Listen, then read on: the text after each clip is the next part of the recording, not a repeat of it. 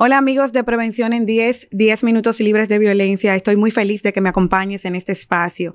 Hoy vamos a hablar de el silencio que constituye una complicidad en favor de la violencia. Sí, así como lo oyes, tu silencio es cómplice de la violencia.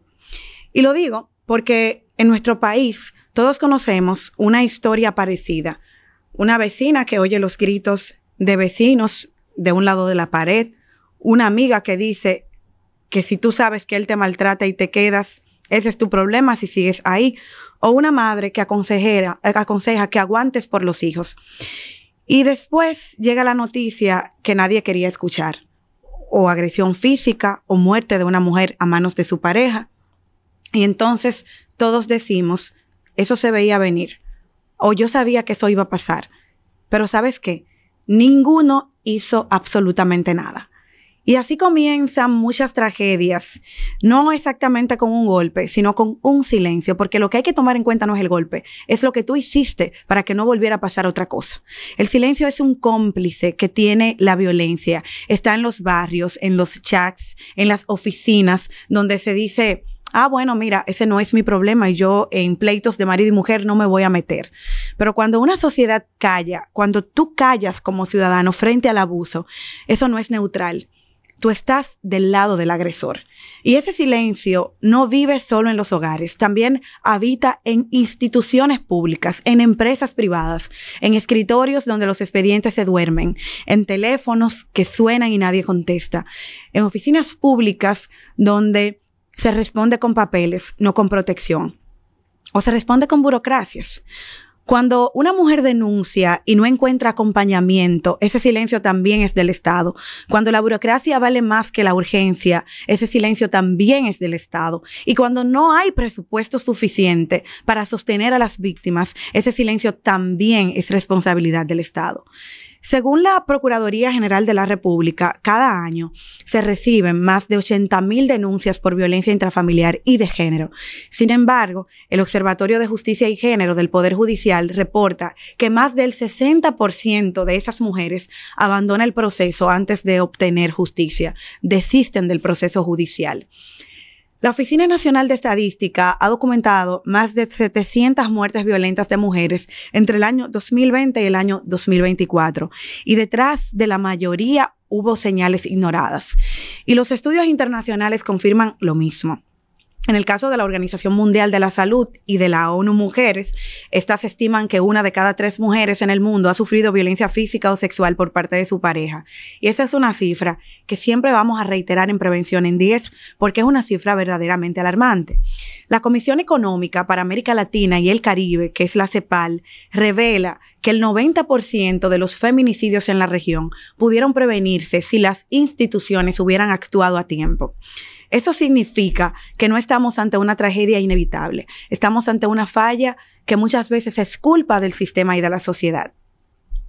En los tribunales, pues una situación reiterada es como las víctimas desisten del proceso por desconocimiento, porque desconocen que en la actualidad, por ejemplo, hay asistencia legal gratuita que da tanto el Ministerio de la Mujer como la Procuraduría General de la República. Son víctimas que aun cuando tienen órdenes de protección y alejamiento, no saben porque no se les orienta desde el sistema preventivo de cómo actuar.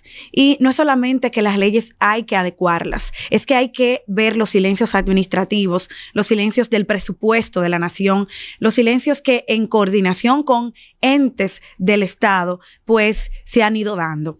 Porque cada silencio institucional deja un espacio donde la violencia respira. Y bueno, en el plano legal no hay dudas. El artículo 309.1, 309.2 del Código Penal Dominicano, modificado por la Ley 2497, reconoce lo relativo a la violencia física, psicológica, la violencia intrafamiliar. El artículo 50 de la Constitución garantiza la igualdad y la protección frente a todas formas de discriminación o violencia. Por su parte, el artículo 27 del Código Procesal Penal Dominicano impone el deber ciudadano de denunciar hechos delictivos conocidos. Y más allá de nuestra ley interna, que requiere de modificaciones para robustecerla. En nuestro país es urgente que se cree una ley de acceso a mujeres. También la Convención de Belén do Pará, ratificada por nosotros en el año 1996, obliga al Estado a prevenir, sancionar y erradicar la violencia contra la mujer. La CEDAW, por ejemplo, a través de sus recomendaciones 19 y 35, define la violencia de género como una forma de discriminación que los estados deben combatir activamente. Y bueno, en el caso de la Agenda 2030 de Naciones Unidas, en su Objetivo de Desarrollo Sostenible número 5, se exige la eliminación de toda forma de violencia contra mujeres y niñas. De manera que hay que reflexionar, señores, que cuando el Estado falla en proteger, incumple un deber legal y moral. Y cuando la sociedad calla, también se convierte en cómplice de esa omisión. Prevenir no es una responsabilidad solamente de los funcionarios públicos, de los entes del Estado. No es un tema de llenar formularios, es un tema de acompañar.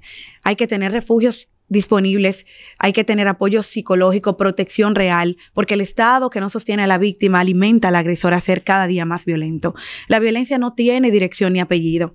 Está en Cristo Rey como sector popular o está en Piantini, que es una clase social distinta. No importa dónde. En un lado se normaliza, en el otro se disfraza, pero en todos hay violencia y el dolor es el mismo. Y el deber del Estado es proteger en ambos casos. No es que en este sentido estemos hablando de compasión. No es que en este sentido estemos hablando de pena.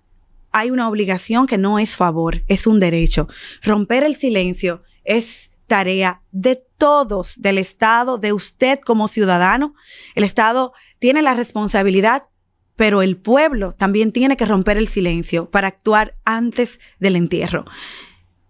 Es tener más protección en sentido integral. Hay que invertir más en prevención que en funerales. La justicia que llega después del ataúd no es justicia. Es un consuelo muy tardío. Y de eso tenemos que hacer conciencia. Soy Rosalmi Guerrero. Esto fue Prevención en 10 minutos libres de violencia. Acompáñame la semana que sigue. Síguenos en nuestras redes sociales. Inscríbete o suscríbete en nuestro canal de YouTube. Hasta pronto.